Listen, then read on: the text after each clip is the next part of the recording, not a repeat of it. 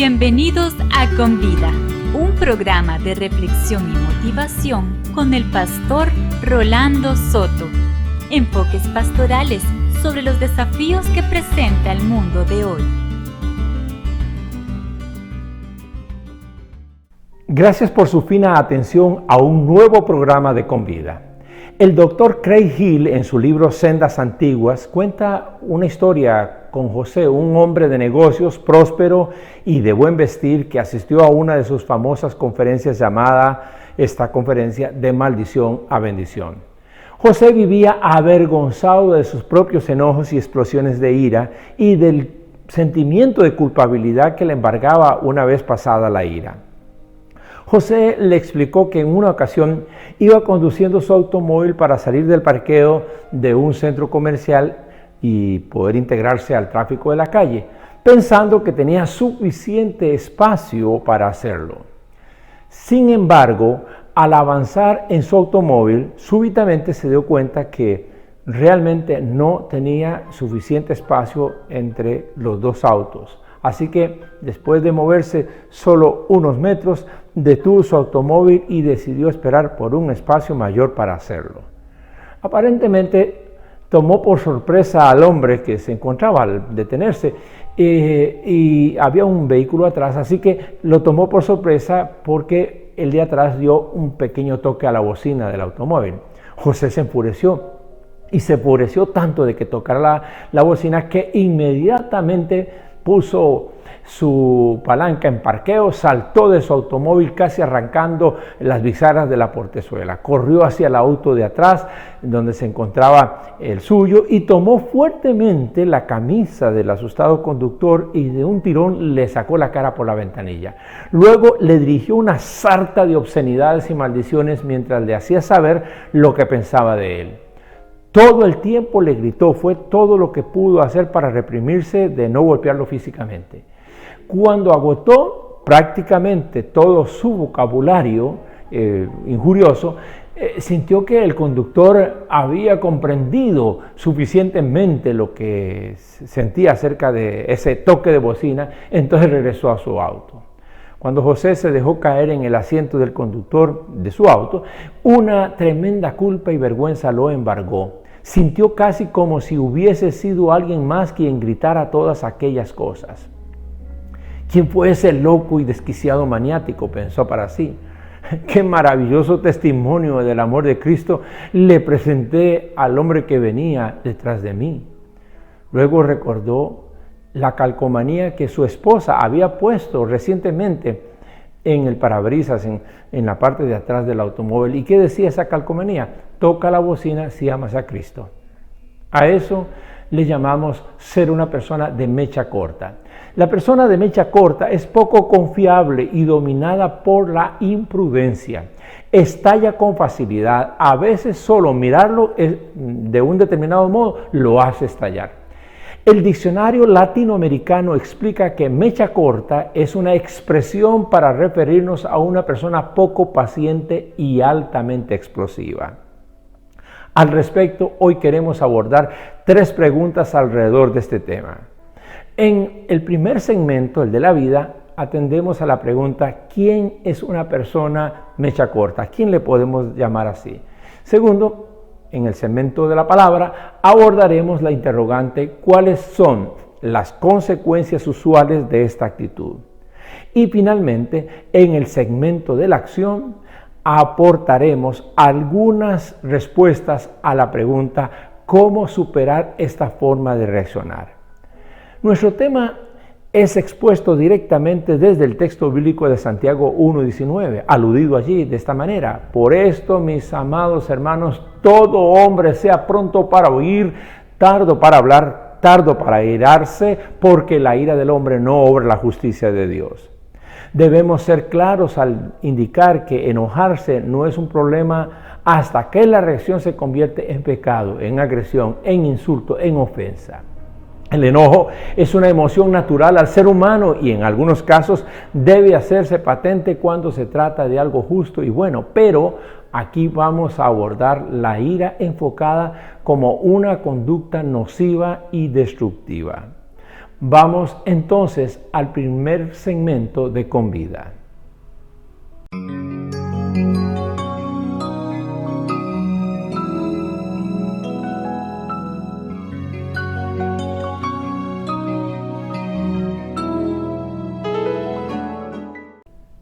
¿A quién se le puede llamar mecha corta? Seguramente en alguna ocasión usted vio una fábula de Disney producida en 1950 donde presenta al señor Walker, que vive en un barrio tranquilo y respetable. Un hombre corriente, buen ciudadano y de inteligencia media, dice la fábula.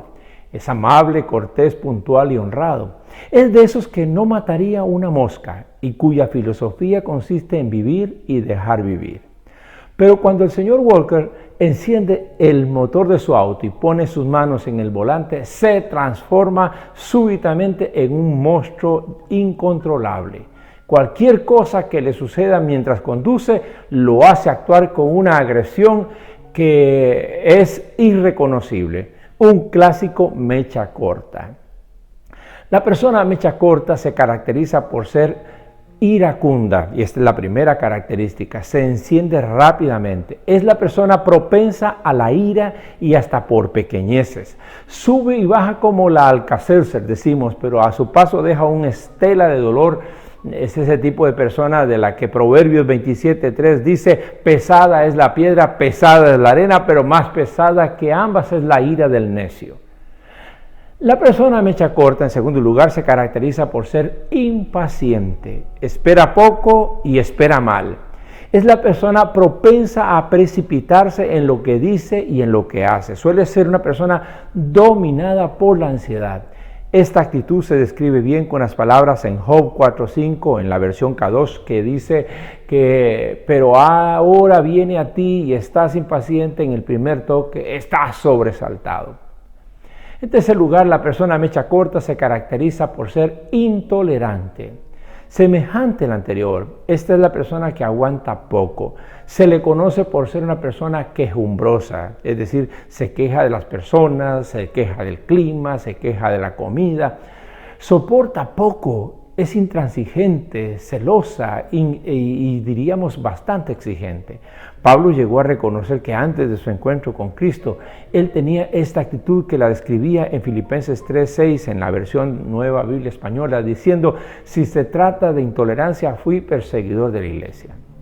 La persona mecha corta se caracteriza por ser inconstante, se mantiene en una determinada posición por poco tiempo. Es voluble. Es la persona que Santiago 1:8 califica al decir la persona de doble ánimo, que es inconstante en todos sus caminos. Es la persona que toma posiciones de manera antojadiza y es variable con rapidez. Así que aquí estamos describiendo el tipo de reacción temperamental que colinda con el dolor y la afectación social. Y diríamos que hasta con el pecado. Los estudios indican que al menos un 7.3% de las personas que comúnmente conocemos son personas que podríamos clasificar como mechas cortas.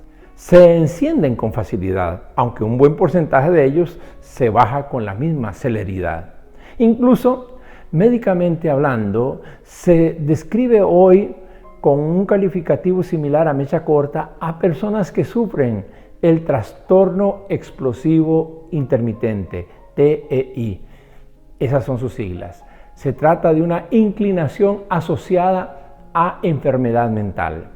La persona TEI se caracteriza por presentar episodios un tanto aislados de dificultad para controlar los impulsos agresivos, sus impulsos agresivos, y pueden reaccionar repetidamente con cierto grado de violencia por motivos simples. Consideremos el caso de Luis. Se le reconoce como un hombre de carácter fuerte. Es la persona que no le gusta que le lleven la contraria, le cuesta recibir órdenes y se enciende en tanto vea frustrada una iniciativa propia. Luis es un TEI, dado a tirar o a romper objetos para manifestar su enojo a partir de actitudes ajenas que parecen ser simples. Estamos hablando de una persona irritable, Pero en fin, en este caso estamos ya ante una conducta que se ha degenerado en trastorno. Hablemos del mecha corta, que lo estimaríamos como una persona que aún no ha llegado a esa enfermedad, aunque presente sintomatología muy similar. La persona calificada por nosotros como mecha corta es aquella persona que se enfada exageradamente por una nimiedad y que reacciona de manera desproporcionada. Reacciona y luego piensa. El motivador Germán Retana, conocido en diversos círculos empresariales y deportivos, indica que la persona mecha corta tiende a crear ambientes donde las personas que le rodean se vuelven cautas para hablarles y prefieren callar sus discrepancias para no exponerse a sus reacciones impredecibles e intimidantes. Debo indicar que no todo enojo es negativo, pero aquí estamos ante la persona que parece haber creado una cultura del enojo en torno a su manera de reaccionar a todo lo que le moleste. Volvamos en unos momentos al segundo segmento para abordar nuestro tema desde la palabra de Dios.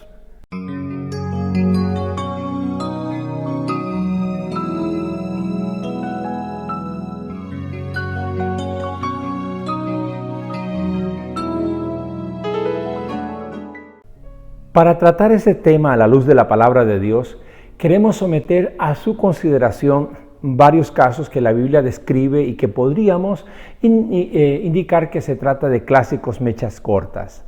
Lo vamos a hacer respondiendo a la siguiente pregunta: ¿cuáles son las consecuencias usuales que provocan los mecha cortas? En Juan 18:10, el Evangelio, hablando de Pedro, el apóstol de Jesús, dice: Simón Pedro, que tenía una espada, la desenfundó e hirió al siervo del sumo sacerdote, cortándole la oreja derecha. Pedro aquí representa a la persona con la mecha corta de la ira. La consecuencia de la ira o del enojo es la capacidad para herir que tiene la persona de mecha corta. Reconozcamos que al menos estamos hablando del Pedro antes de la experiencia del Pentecostés en su vida y que además estamos utilizando su nombre de manera más bien metafórica. Pedro era una persona con reacciones que podrían herir fácilmente a otras. La capacidad para herir es, pues, una consecuencia usual de la manera de ser y de reaccionar de una persona calificada como mecha corta. Otro caso lo encontramos en 1 Samuel 13, 8 al 14. Se trata del rey Saúl, clásico representante de las personas con mecha corta y mecha corta ligada a la impaciencia. El relato dice así: allí estuvo esperando 7 días, está hablando de Saúl, según el plazo indicado por Samuel, el profeta, pero este no llegaba.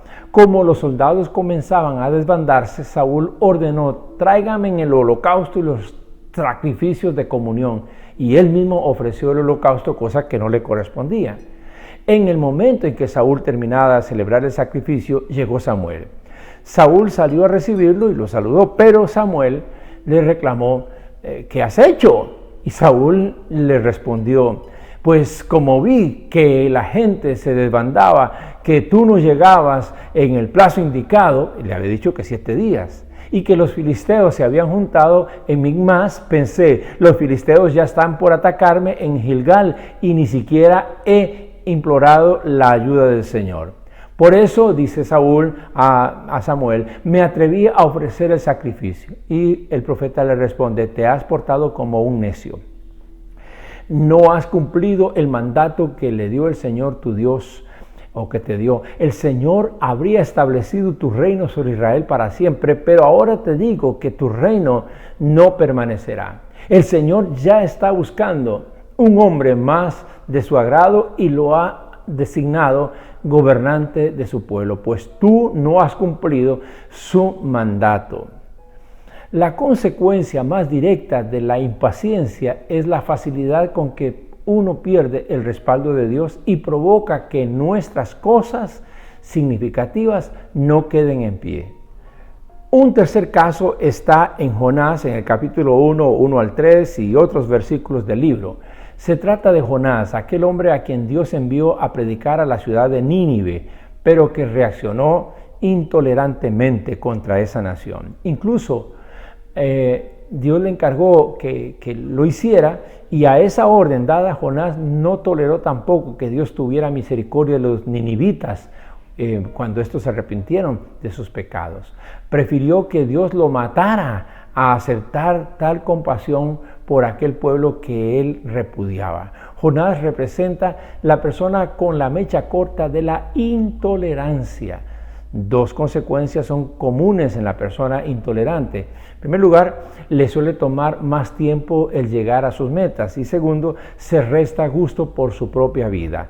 La consecuencia de la conducta en una persona de mecha corta es que sus reacciones suelen retardar las acciones que debería emprender y lograr para mejorar de manera provechosa. Otro caso está en Génesis, el capítulo 29. Estamos hablando aquí del suegro, que también fue tío de Jacob, Labán. Él representa a la persona con la mecha corta de la inconsistencia. Tiene reacciones de cariño y de desprecio por Jacob, y pasa de una a otra con bastante prontitud. Le promete darle por esposa a una de sus hijas y de manera engañosa le da la otra. Labán es la clase de persona con la que no se puede realmente contar. Sus actitudes producen como consecuencia que las personas se vean afectadas en sus intereses y beneficios. La persona termina siendo poco creíble, la persona mecha corta. Amigos, el libro de los Proverbios, en el capítulo 18, versículo 21, de acuerdo con la Nueva Biblia Española, afirma que la muerte y la vida están en poder de la lengua, lo que escojas comerás. La vida y la muerte está en tu boca, maldices con tu boca y con ella intentas sentenciar la vida de otros, aunque no lo pretendas. Debes saber, eso sí, que nuestra boca expresa lo que hay en nuestra alma. Jesús enseñó que de la abundancia de nuestro interior es que habla nuestra boca. Lo mismo se aplica para nuestras reacciones intempestivas y nuestras reacciones repentinas. Bien, preparémonos ahora para el tercer segmento de Con Vida, el de la acción.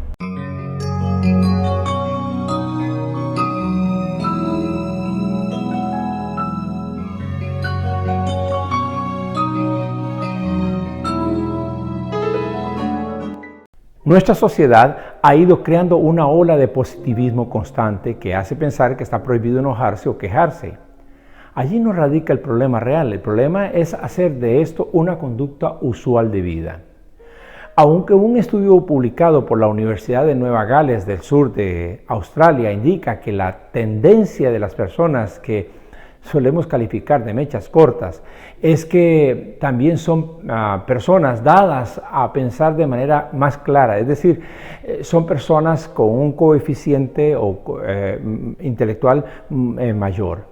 No obstante esa positiva cualidad, lo cierto es que la convivencia con personas mecha cortas resulta molesta, y la persona misma con esa clase de actitud o conducta suele darse cuenta de su nivel de afectación. Debo anticipar aquí algo que podría sonar muy religioso, pero que no por ello es menos real.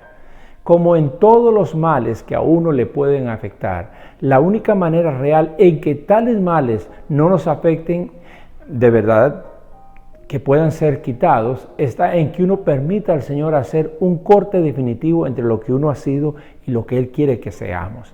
Ese cambio solo puede provenir de una acción de Dios en nuestra vida, pero Dios hará ese cambio si nosotros tomamos la decisión de poner fin a nuestra conducta. Les comparto algunas nociones claves que la Biblia plantea para todos nosotros, pero particularmente para aquellas personas que son de mecha corta y que quieren, por supuesto, tomar control de su ira. Considera seriamente reconocer que eres poseído por este mal en tu conducta personal. Nada comienza a cambiar hasta que reconocemos que tenemos algo que debe ser cambiado. El primer paso en la restauración del rey David, después de haber pecado, lo expuso en sus palabras al decir: yo reconozco, decía David, mis rebeliones y mi pecado, Salmo 51:3. Este es un paso fundamental. Hasta que uno no reconozca que sus enojos o explosiones temperamentales son un problema, entonces no será fácil emprender un camino de cambio real. Segundo, comprenda que sus reacciones siembran cosas en otros. La maldición es cosa de la boca especialmente. En Gálatas 6:7 el apóstol Pablo afirma que cada uno cosecha lo que siembra. Tienes que aprender a retenerte con la ayuda del Espíritu de Dios. Si tus palabras son maldicientes, producirás conductas heridas. Debes tomar conciencia de que tu mal no solo lo daña a usted, sino que además daña a las personas que viven con usted. Usted debe retar sus propias percepciones y pensamientos y visualizar sus efectos en otras personas. Deje de ver las cosas con hostilidad o deje de ver hostilidad donde no existe. Tal como el señor Walker, tenga bien presente que la carretera no le pertenece. Deje de pensar que las cosas son negras o blancas. Aprenda a visualizar matices. Para no sembrar en otros el mal, usted debe estar consciente de que sus berrinches no le dan derecho a abusar emocionalmente y mucho menos físicamente de otras personas. Sabemos que muchos de nuestros enojos podrían tener una justificación notable y no se trata de no enojarse del todo, sino de controlar sus efectos en las demás personas. Tercero, aprenda a tener control de sus reacciones nocivas. El enojo es una emoción natural, como ya he señalado, pero mal ejercida suele producir mucho daño. Las emociones, si no las dominamos, ellas terminan dominándonos. En 2 de Timoteo 1:7, el apóstol dice, porque Dios no nos ha dado un espíritu de cobardía, sino un espíritu de valentía, de amor y de dominio propio. Si no sabes cómo alcanzar el dominio propio, entonces debes acudir a personas calificadas que te aconsejen y te ayuden a encontrar el modo sano de reaccionar sin golpear con tus palabras y gestos a los demás. Monitoree sus niveles de enojo y aléjese antes de que sus reacciones lastimen a otros. Aprenda a tomar un tiempo fuera cuando siente que va a reaccionar desproporcionadamente. Cuarto, piensa antes de hablar. Debes hacer una y otra vez la práctica de respirar profundo y pensar bien tus respuestas. Recuerda, tan importante es lo que dices como la manera en que lo dices. En Proverbios 10:19 se dice que en las muchas palabras no falta pecado. El que refrena sus labios es prudente. Cuando estamos enojados, perdemos la percepción. Es bueno intentar escribir lo que queremos decir antes de decirlo. Habemos personas que nos expresamos más apropiadamente por escrito que cuando dejamos ir nuestra verbalidad de manera insensata. En quinto lugar, canalice su ira. A muchas personas les hace bien la práctica de un deporte o el ejercicio o recurrir al humor incluso. La acumulación de la tensión puede encontrar un escape en acciones más útiles y que evitan el daño emocional en los demás. En la fe cristiana existe una disciplina espiritual muy antigua conocida como la disciplina de la meditación.